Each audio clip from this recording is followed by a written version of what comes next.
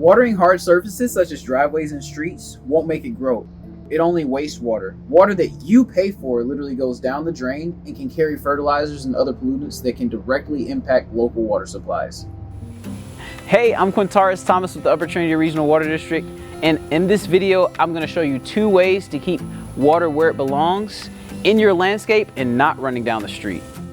With simple adjustments, we can keep hundreds or thousands of gallons of water on the landscape so our lawns get the water they need. Sometimes by simply twisting the riser by hand or with a vice grip, gets the spray pattern back to the correct position. If you have an adjustable nozzle, you can change the arc by twisting the top of the nozzle to either increase or decrease the area that's watered.